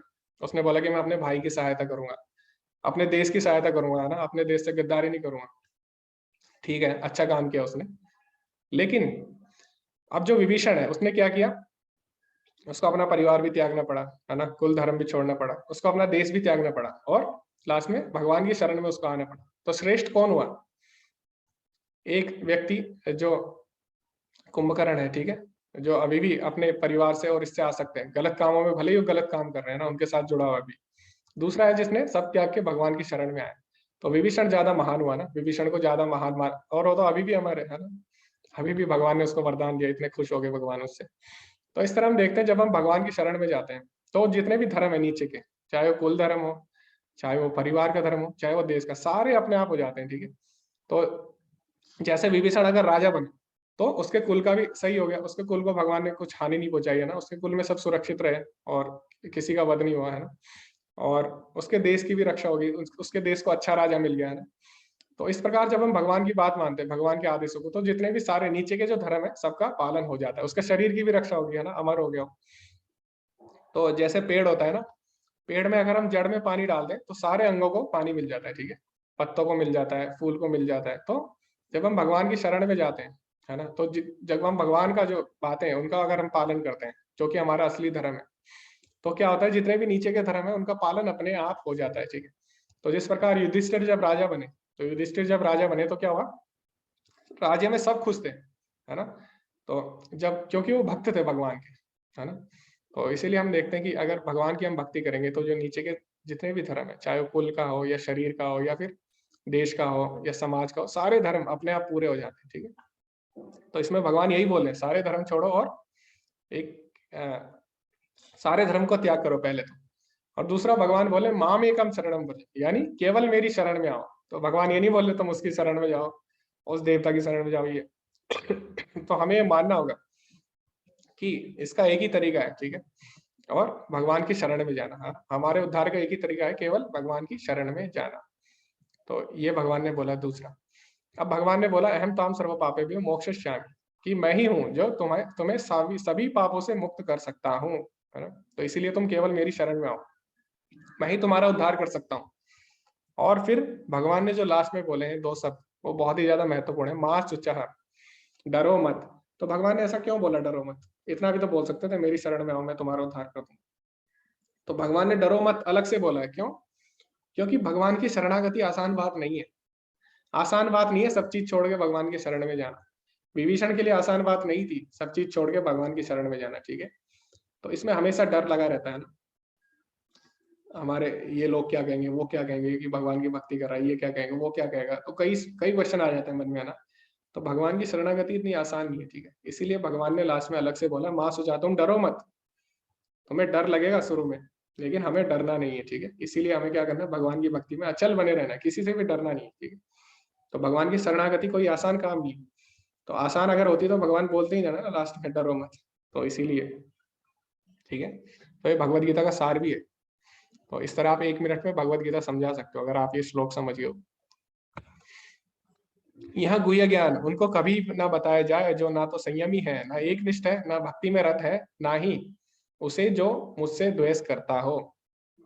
तो क्या है कि अगर आप भगवत गीता अगर समझना है तो हमें, भगवान ने खुद बताया उसके लिए क्या क्वालिफिकेशन है, भक्तो असी में सखा चेती, यानी हम भगवान के भक्त होने चाहिए उसके लिए, ठीक है। तो अगर हम भगवान के भक्त नहीं है तो हमारा ढक्कन बंद रहेगा ना। तो अगर बोतल का ढक्कन बंद है उसमें कितना भी पानी डालो वो जाएगा नहीं। तो जब तक हम भगवान के भक्त नहीं बनेंगे भगवत गीता का ज्ञान हमारी समझ में आने वाला नहीं है, ठीक है। तो भगवान बोल रहे हैं कि जो जो मेरे भक्त नहीं है या जो मुझसे द्वेष करते हैं तो उनको ये ज्ञान बिल्कुल भी बताया ना जाए। तो हमें थोड़ी बहुत श्रद्धा तो होनी चाहिए शुरुआत में, ताकि हम भगवत गीता के ज्ञान को अच्छे से समझ सकें, ठीक है। तो प्रभुपाद जी शुरू में लिखते हैं इंट्रोडक्शन में कि कम से कम हमें ये मान लेना चाहिए कृष्ण भगवान है ना, कम से कम मान तो लेना चाहिए हमें अगर हमें भगवत गीता समझनी है ना। तो जैसे मैथ होता है ना, गणित करते हो आप, तो शुरू में आप मान लेते हो ना एक्स, लेट एक्स, है ना। तो आप किसी चीज को अगर आपको निकालना है उसको एक्स मान लेते हो, फिर आप हल करते हो ना। तो इसी तरह शुरू में एटलीस्ट हमें मान लेना चाहिए कि कृष्ण भगवान है, और फिर हमें उसके बाद ये भगवत गीता समझनी चाहिए, ठीक है, तभी हमें ये भगवत गीता समझ में आएगी। ओके। अब भगवान क्या बोलते हैं, जो व्यक्ति भक्तों को यहाँ परम रहस्य बताता है वह शुद्ध भक्ति को प्राप्त करेगा और अंत में वह मेरे पास आएगा। इस संसार में उसकी अपेक्षा कोई अन्य सेवक ना तो मुझे अधिक प्रिय है और ना कभी होगा। तो भगवान बोल रहे हैं ये नहीं कि आपको भगवत गीता का ज्ञान मिल गया और आप बस चुपचाप बैठ जाओ, है ना। हाँ, आप हम ना लग जाओ, है ना, चुपचाप बैठ जाओ एक कोने में, ऐसा नहीं है, ठीक है। तो आपको क्या करना है, आपको भगवत गीता के ज्ञान को फैलाना है, जिस प्रकार प्रभुपाद जी ने पूरे विश्व में भगवत गीता को फैलाया, आज उन्हीं के कारण हम तक आ रही है ना भगवत गीता। इसी तरह हमें भी क्या करना है, उनके मिशन को आगे बढ़ाना है, चुपचाप नहीं बैठना, ठीक है। तो भगवान खुद बोल रहे हैं ये ज्ञान क्या है, इसको आगे बढ़ाना है, ठीक है। और जो ऐसा करता है, जो भगवत गीता के बारे में दूसरों को बताता है, वही मुझे सबसे ज्यादा प्रिय है संसार में, है ना। तो ये भगवान ने खुद बोल दिया। तो अगर आपको भी भगवान की कृपा चाहिए अगर, है ना, तो आपको क्या करना है, सिंपल भगवत गीता का जो संदेश है इसको आगे बढ़ाना है, ठीक है। तो अभी जैसे हम नोटिफिकेशन अगर डालते हैं तो आप लोग शेयर कर सकते हैं सबके साथ में, तो आप सबको जोड़िए। और इसके कोई पैसे तो नहीं है ना, ऐसे नहीं है कि कोई पैसे ले रहा है, ठीक है। तो ये तो फ्री में मिल रहा है। तो प्रभुपाद जी बोल रहे थे जब अमेरिका गए थे, तो जब उन्होंने देखा कि लोग कितने महंगे महंगे नशे कर रहे हैं यहाँ पे, तो वो हैरान हो गए काफी देख के। उन्होंने बोला कि मुझे हैरानी है इस बात की कि लोग नर्क जाने के लिए पैसे दे रहे हैं, है ना। तो आपने देखा होगा गलत कामों के लोग कितने पैसे दे रहे हैं ना, हजारों हजारों रुपए लोग डेली उड़ा देते हैं गलत कामों में, है ना। और प्रभुपाद जी ने बोला नरक जाने के लिए लोग पैसे दे रहे हैं, और यहाँ हम उन्हें भगवत धाम ले जाना चाह रहे हैं, उसके लिए वो फ्री में भी तैयार नहीं है। तो इस तरह हम देख रहे हैं कि भगवत गीता का कोर्स फ्री में है, ठीक है। तो हमको कोशिश करनी चाहिए कि हम सबको जोड़ सकें। और मैं घोषित करता हूँ कि जो हमारे इस पवित्र संवाद का अध्ययन करता है वह अपनी बुद्धि से मेरी पूजा करता है। तो अगर हम भगवत गीता पढ़ते हैं तो एक तरह से हम भगवान की अपनी बुद्धि से पूजा कर रहे हैं, अगर हम इसको समझने का प्रयास करते हैं। और जो श्रद्धा समेत और द्वेष रहित होकर इसे सुनता है वह सारे पापों से मुक्त हो जाता है और उन शुभ लोकों को प्राप्त होता है जहां पुण्यात्माएं निवास करती हैं। अब अर्जुन क्या बोलता है लास्ट में, भगवान ने तो बोल दिया अर्जुन तुम्हारी जो इच्छा यथा इच्छसी तथा गुरु, लेकिन अब अर्जुन क्या बोलता है, अर्जुन उवाचा नष्टो मोह स्मृति लब्धा तत्प्रसादान मया अच्युता स्थितो अस्मि गत संदेह करिष्ये वचनम तवा। तो अर्जुन ने बोल दिया करिष्ये वचनम तवा, यानी जो आप बोलते हो अब मैं वही करूंगा। अर्जुन ने कहा हे कृष्ण हे अच्युत, अब मेरा मोह दूर हो गया, आपके अनुग्रह से मुझे मेरी स्मरण शक्ति वापस मिल गई। अब मैं संशय रहित हूँ तथा दृढ़ हूँ और आपके आदेशानुसार कर्म करने के लिए उद्यत हूँ। तो हमारे जो भाव होने चाहिए वो भी अर्जुन की तरह होनी चाहिए, हमें भी भगवान की बातों का पालन करना चाहिए। तो भगवान ने तो बोल दिया वैसे अर्जुन को, फ्री विल दे दिया ना, स्वतंत्र इच्छा दे दी, लेकिन अर्जुन ने क्या किया, भगवान की बातों को चुना, है ना।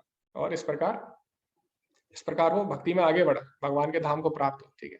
तो हमें भी क्या करना है, अर्जुन की तरह हमें भी भगवान के वचनों का पालन करना है। करिष्ये वचनम तवा, ऐसे हमारा भाव होना चाहिए। अब आगे संजय क्या बोलता है इसके बाद, संजय ने कहा इस प्रकार मैंने कृष्ण तथा अर्जुन इन दोनों महापुरुषों की वार्ता सुनी और यह संदेश इतना अद्भुत है कि मेरे शरीर में रोमांच हो रहा है। तो जो संजय था वो बहुत ही ज्यादा खुश हो गया, मुहुर्मुहु ऐसा बोलता है। तो बहुत ही ज्यादा प्रसन्न हो जाता है जब वो ये भगवत गीता को पूरा सुन लेता है और अपने गुरु को धन्यवाद करता है। व्यास की कृपा से मैंने यह परम गुह्य बातें साक्षात योगेश्वर कृष्ण के मुख से अर्जुन के प्रति कही जाती हुई सुनी है। तो जो संजय है उसको दिव्य दृष्टि व्यासदेव ने दी थी। तो व्यासदेव जी को धन्यवाद करता है कि बहुत कृपा रही, उनके कारण मैं आज ये सुन पाया भगवत गीता को। हे राजन, जब मैं कृष्ण तथा अर्जुन के मध्य हुई इस आश्चर्यजनक तथा पवित्र वार्ता का बारंबार स्मरण करता हूँ तो प्रतिक्षण आह्लाद से गदगद हो उठता हूँ। तो संजय बोलता है भगवान ने इतनी अच्छी अच्छी बातें बोली कि बार बार वो मेरे दिमाग में घूम रही है, और जब भी मैं उनको बारे में सोच रहा हूँ तो आनंद से भर जाता हूँ पूरी तरह से। तो हम भी देखते हैं कि जब हम भगवत गीता जितनी बार पढ़े उतना हमें आनंद मिलता है। तो वही भाव संजय भी व्यक्त कर रहा है अपना।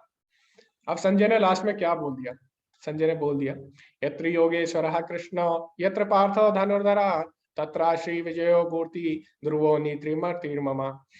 जहाँ योगेश्वर कृष्ण है और जहाँ परम धनुर्धर अर्जुन है वहीं ऐश्वर्य विजय अलौकिक शक्ति तथा नीति भी निश्चित रूप से रहती है, ऐसा मेरा मत है। तो संजय ने बोल दिया जहाँ योगेश्वर कृष्ण है और उनके भक्त हैं अर्जुन, विजय तो वही है, हमेशा है। तो ये संजय ने डिक्लेयर कर दिया लास्ट में, ठीक है। तो भगवान को योगेश्वर बोला जाता है। तो योगी नहीं है भगवान, योगेश्वर है, यानी सभी योगी जितने भी योग है सबके लक्ष्य भगवान है, ठीक है। इसीलिए कृष्ण को योगेश्वर बोला जाता है। तो जितने भी योग है सबका परम लक्ष्य भगवान ही है, ठीक है। तो आगे लास्ट में क्या बोलते हैं प्रभुपाद जी तात्पर्य में इसके निर्णय में, जहाँ कृष्ण तथा अर्जुन उपस्थित है वहीं संपूर्ण श्री होगी, यानी वहीं विजय है। युद्ध को यह निर्णय करना था कि संसार पर शासन कौन करेगा। संजय ने भविष्यवाणी की कि सत्ता युधिष्ठिर के हाथ में चली जाएगी। तो संजय ने पहले ही बता दिया, जहाँ कृष्ण है विजय वहीं है, क्योंकि वे न केवल पुण्यात्मा तथा पवित्र आत्मा थे, अपितु वे कठोर नीतिवादी थे। उन्होंने जीवन भर कभी असत्य भाषण नहीं किया था। तो संजय जो थे, संजय कभी भी झूठ नहीं बोलते थे, ठीक है। तो जो भी बोलते थे वो सोच समझ कर बोलते थे। तो उन्होंने बोल दिया कि जहाँ कृष्ण है वहीं विजय है। भगवत गीता से हम यह समझ सकते हैं कि ज्ञान तथा ध्यान द्वारा अपनी अनुभूति एक विधि है, लेकिन कृष्ण की शरणागति सर्वोच्च सिद्धि है। यह भगवत गीता के उपदेशों का सार है। पूर्ण कृष्ण भावना भावित होकर भक्ति में कृष्ण की शरणागति गुह्यतम उपदेश है। यही 18वें अध्याय का सार है। ना सिर्फ 18वें अध्याय का, बल्कि पूरे भगवत गीता का सार यही है, भगवान की शरणागति। भगवान ने लास्ट में बोल दिया, सर्वधर्मान परित्यज्य माम एकम शरणं व्रज, है ना। तो इस तरह भगवत गीता का सार है भगवान की शरणागति। हाँ, बाकी भगवान ने जो मेथड बताए, ज्ञान योग, ध्यान योग, वो क्या है, भक्ति को सपोर्ट करते हैं ताकि हम भक्ति में आगे बढ़ सके, ठीक है। लेकिन भक्ति का लक्ष्य क्या है, भगवान योगेश्वर, यानी सारे योगों के जो लक्ष्य हैं, ठीक है, योगेश्वर भगवान। भगवत गीता में 5 प्रमुख विषयों की व्याख्या की गई है। तो ये हम पहले भी डिस्कस कर चुके थे। तो भगवत गीता में 5 विषय हैं। भगवान यानी ईश्वर, भौतिक प्रकृति, जीव, है ना, शाश्वत काल तथा सभी प्रकार के कर्म। तो भगवत गीता 5 चीजों के बारे में बताती है, ईश्वर, प्रकृति, जीव, काल और कर्म के बारे में। सब कुछ भगवान कृष्ण पर आश्रित है। जीव अपने मूल रूप में शुद्ध आत्मा है, वह परमात्मा का एक परमाणु मात्र है, जो कि सारे जीव कृष्ण की तटस्था शक्ति है। अतएव उनका संसर्ग भौतिक शक्ति या आध्यात्मिक शक्ति से होता है। दूसरे शब्दों में जीव भगवान की पराशक्ति से है, अतएव उनमें किंचित स्वतंत्रता रहती है।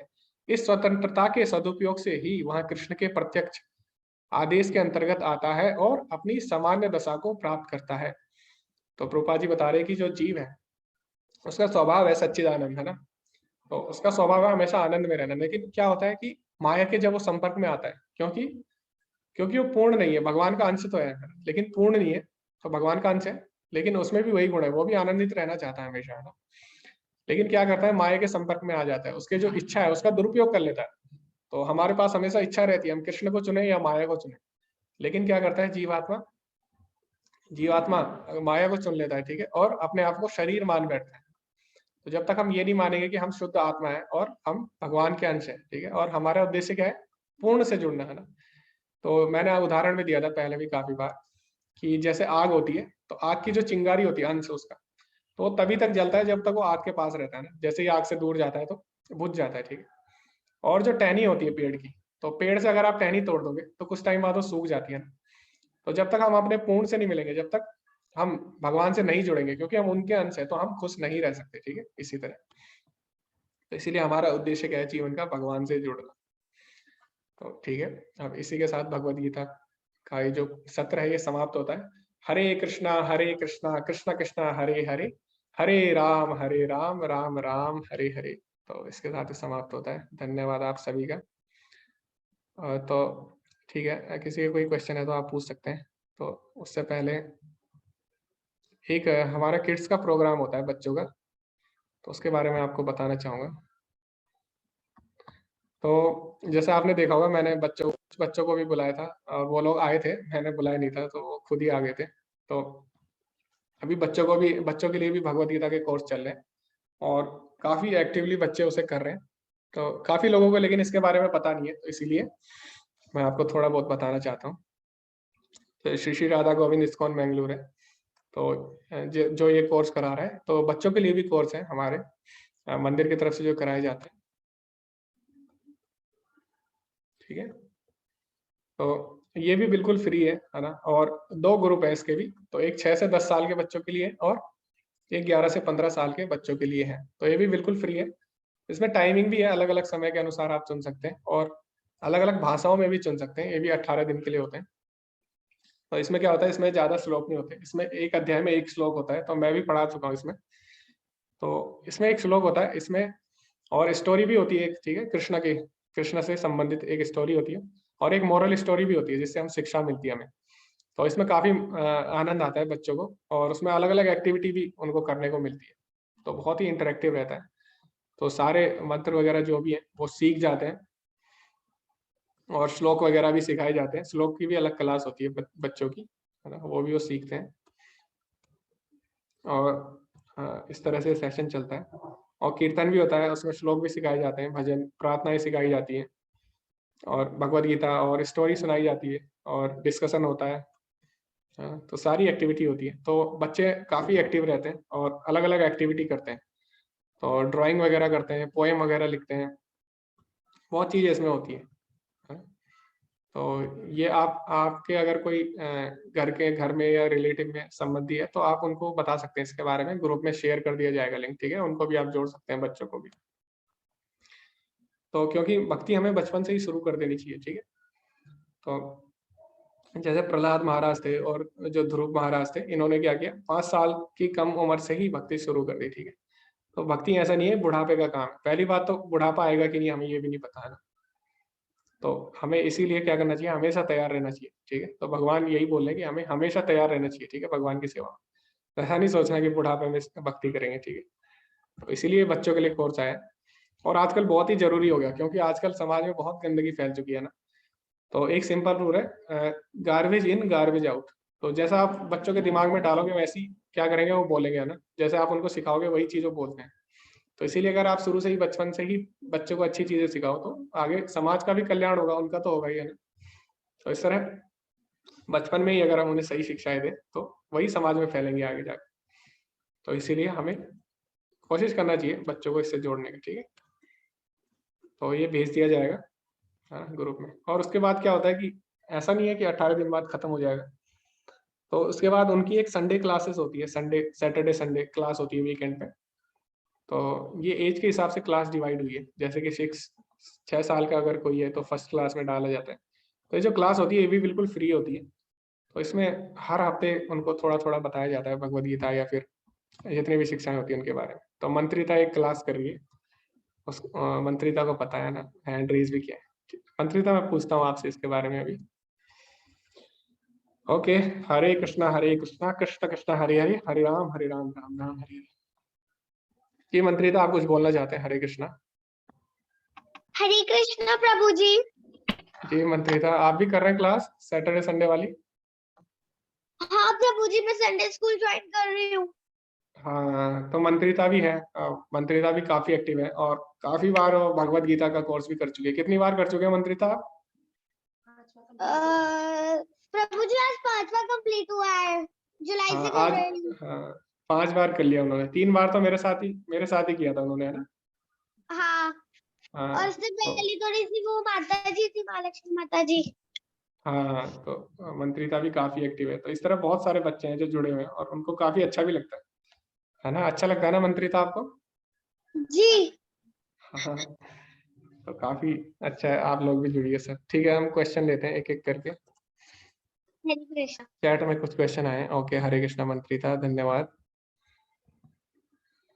ओके, चैट में क्वेश्चन आए हैं। जय श्री कृष्णा। ओके, लोग कृष्ण को नहीं मानते तो उनका उद्धार क्या होगा? तो प्रभु जी, मैंने बताया ना, तो उन लोगों को बहुत समय लग जाता है, ठीक है। वासुदेवा सर्वमिति, कि भगवान कृष्ण ही सब कुछ है, ये मानने में उनको बहुत सारा समय लग जाता है। तो बाकी जो जितने भी प्रोसेस है वो थोड़ा थोड़ा प्योर तो बनाते हैं ना। जैसे कि सभी धर्मों में क्या है कि फास्टिंग है ना, व्रत करना है, उपवास करना है ना। सभी धर्मों में है चैंटिंग करना है, भगवान का नाम जपना है। तो सभी धर्मों के लोग चैंटिंग करते हैं। तो जो सिख है उसमें क्या बोलते हैं, जप साहिब बोलते हैं, है ना। और जो क्रिश्चियन लोग हैं वो रोजरी बीट में करते हैं चैंटिंग भगवान के नाम की। और जो जो इस्लाम में है उसमें मिसबाह मिसबाह बोलते हैं शायद उसको। तो कुछ चीजें हैं जो सेम है, तो वो उनको टाइम तो लगेगा, लेकिन कुछ ना कुछ है सब में थोड़ा थोड़ा, ठीक है। तो जो कृष्ण को डायरेक्टली मानते हैं उनको बहुत ज्यादा समय लग जाता है, ठीक है। थोड़ा थोड़ा करके वो आ जाते हैं। तो इस जन्म में नहीं तो अगले जन्म में तो आएंगे, ठीक है, कभी ना कभी। इस्कॉन ज्वाइन करने का प्रोसेस क्या है? ज्वाइन क्या करना है, आप ज्वाइन हो तो चुके हैं, आप जुड़े हुए हैं अगर कोर्स से, तो आपने ज्वाइन कर लिया है ना। अब आपको सर्टिफिकेट थोड़ी ना देंगे कोई, कि आप आईडी कार्ड थोड़ी ना देंगे बना के कि आप इस्कॉन से हो। तो आप अगर ये कोर्स कर रहे हो और भगवत गीता पढ़ रहे हो डेली, और भक्तों से जुड़े हुए हो, तो आप इस्कॉन से जुड़े हुए हो ना।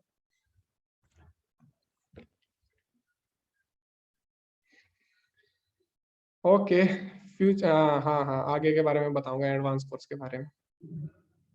हाँ, गुरुकुल है इस्कॉन के बहुत सारे। आपको डिटेल चाहिए तो आप मैसेज कर सकते हैं ग्रुप में मेरे नंबर पे, जिससे मैसेज आता है। ओके, उमेश प्रभु जी बोल रहे हैं आगे का परमानंद भी लेना है। हाँ, तो अब मैं आगे के बारे में बताता हूँ, शायद किसी का कोई क्वेश्चन नहीं है। तो आगे जो एडवांस लेवल कोर्स होते हैं, ठीक है। तो एडवांस लेवल कोर्स में क्या होता है, लेवल 2-3 कोर्स होते हैं। तो 2 में क्या होता है, भगवत गीता को हम और भी डिटेल में बताएंगे। तो अभी जैसे हमने यहाँ पे पढ़ा ना, तो यहाँ पे हमने क्या किया, 18 दिनों में तो बहुत मुश्किल है समझना आना। वैसे अर्जुन ने तो 45 मिनट में समझ ली थी, लेकिन हम इतने बुद्धिमान नहीं है आजकल कलयुग में। तो हम क्या करेंगे कि जितने भी तात्पर्य है प्रभुपाद जी के, प्रभुपाद जी ने काफी डिटेल में लिखे हैं। जैसे कि कृष्ण को कहीं पे मधुसूदन बोला है, तो मधुसूदन ही क्यों बोला है कृष्ण को वहां पे, कृष्ण के और भी नाम। तो इस तरह उन्होंने काफी डिटेल में लिखा है भगवद गीता, और काफी सिंपल उदाहरण के साथ। जितने भी मैं उदाहरण देता हूँ ना, वो प्रभुपाद जी ने लिखे हैं अपनी किताब में ना, ताकि हम आसानी से समझ सके जो कठिन कठिन सिद्धांत है उनको। तो उसको हम डिटेल में पढ़ेंगे लेवल 2 में, ठीक है। और लेवल 3 में क्या होता है, उनकी प्रेजेंटेशन होती है टॉपिक वाइज। और भगवत गीता को टॉपिक में बांट लेते हैं और उनके हिसाब से प्रेजेंटेशन होती है। और फिर लेवल 4 में क्या होगा, तो उसमें क्या होगा, लेवल 2 लगभग 2-3 महीने का होता है, 3 महीने का होता है। और फिर उसके बाद लेवल 3 जल्दी खत्म हो जाता है, 1-2 महीने में। और लेवल 4 होता है मेन, उसको हम बोलते हैं भक्ति शास्त्री कोर्स। तो उसमें क्या होता है, उसमें हम भगवत गीता को और डिटेल में समझते हैं, उसका एनालिसिस करेंगे।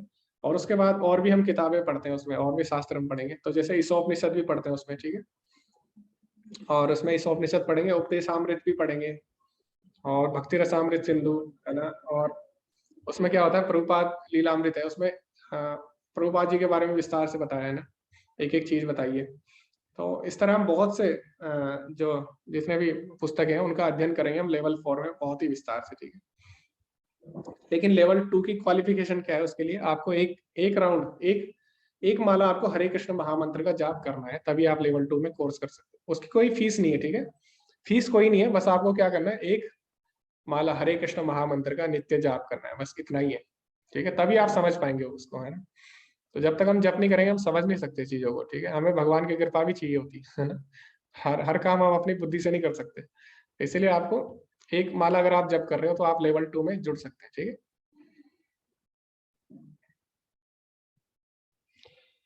प्रशांत प्रभु जी क्या बोल रहे हैं, प्रभु जी मोह माया त्यागनी और भौतिक वाली बताई गई है, तो श्री भगवान ने माया और भौतिक जगत बनाया ही क्यों, हम उनके अंश हैं तो हमें उनसे दूर। प्रभु जी भगवान ने बोला ना, यथा इच्छसी तथा गुरु, है ना। अभी हम वही तो बोल रहे थे कि भगवान ने हमें एक सूक्ष्म स्वतंत्रता दी है। प्रेम आप किसी से जबरदस्ती नहीं करा सकते। तो जब जीवात्मा में अहंकार आता है, वो भी भोग करना चाहती है भगवान की तरह। तो जैसे जैसे बच्चे होते हैं ना, बच्चे क्या करते हैं, बच्चे बोलते हैं कि नहीं मुझे नहीं रहना अब आपके साथ। तो माता पिता क्या करते हैं, उनके लिए अलग व्यवस्था कर देते हैं, दूसरा कमरा उन्हें दे देते हैं ना। और उन्हें नकली खिलौने भी दे देते हैं ना, खाना बनाने वाले। तो उसमें खाना तो बनता नहीं है, लेकिन बच्चे खेलते रहते हैं। लेकिन नकली खिलौने से उनकी भूख नहीं मिटती है ना, तो लास्ट में माता पिता के पास ही आते हैं। तो इसी तरह हम क्योंकि भोग करना चाहते हैं, ठीक है। हम भगवान ने हमें सूक्ष्म इच्छा दी, हम उसका दुरुपयोग करते हैं। और इसीलिए भगवान भौतिक संसार बनाते हैं। तो यहाँ पे जैसे जितनी भी चीजें वो प्लास्टिक के खिलौने जैसी, तो उसे हमें वास्तविक सुख नहीं मिलता। तो लास्ट में हमें क्या करना है, फिर भगवान के पास ही आना पड़ता है, ठीक है। समझ गया ना आप इसको। तो बहुत डिटेल में है, लेकिन मैंने आपको शॉर्ट में समझा दिया, ठीक है। तो भगवान नहीं भेजते हमें, ठीक है, हम लोग खुद आते हैं भगवान से। हमारी जो इच्छा है ना, सूक्ष्म स्वतंत्रता, उसकी वजह से, ठीक है। तो भगवान ने यहाँ पे बोला ना, यथा इच्छा चिता था। तो आपके ऊपर है, आपको किसी ने रोका है क्या, आप भगवान की भक्ति करिए और जाइए, है ना। हाँ, उमेश प्रभु जी तो बहुत ही उसमें है, उत्साह में। वो बोले मैं तो 16 माला करने को तैयार हूँ, बस आप सेकंड कोर्स ज्वाइन करा। ठीक है प्रभु जी, ग्रुप में लिंक भेज दिया जाएगा सेकंड लेवल का, तो उससे आप ज्वाइन कर सकते हैं, ठीक है। ठीक है, आप किसी को कुछ बताना है, आप किसी को कोई सुझाव देना है, या अपना एक्सपीरियंस बताना है, या अपना अनुभव साझा करना है, आप में कुछ चेंज आया है, भगवद गीता किसी में हुआ है, अगर बहुत चेंज आया है तो साझा कर सकता है उसके, वरना फिर हम इसको समाप्त करने जा रहे हैं। तो कोई शेयर करना चाहेगा या कोई सुझाव देना चाहता है कोर्स से रिगार्डिंग, तो आप बता सकते हैं, और नाम एंड कर देते हैं इसको।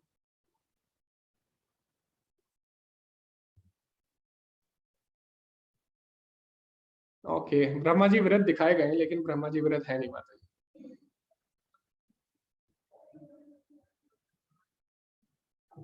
जी, ठीक है मंत्रिता, फिर हम आज का सत्र समाप्त करते हैं। उम्मीद है, आशा है आपको ये पसंद आएगा, और आप इसको बार बार कर सकते हैं, बिल्कुल फ्री है। तो इसका लिंक आ जाएगा ग्रुप में, तो कितनी भी बार आप ये कोर्स कर सकते हो, ठीक है, इसका कोई चार्जेस नहीं है। जी मंत्रिता, आप वैष्णव प्रणाम मंत्र बोलना चाहते हैं? जी प्रभु जी। जी। वाञ्छित कल्पतरुभ्यश्च कृपा सिन्धुभ्यैव च पतितानां पावनेभ्यो वैष्णवेभ्यो नमो नमः। अनंत कोटि वैष्णव वृंद की जय। शिला जय प्रभु की जय। हरे जय। हरे कृष्णा। ओके, धन्यवाद आप सभी का। हरे कृष्णा मंत्रिता, धन्यवाद आप सभी लोगों का। आशा है कि आप दोबारा जुड़ेंगे कोर्स में। धन्यवाद। हरे कृष्णा।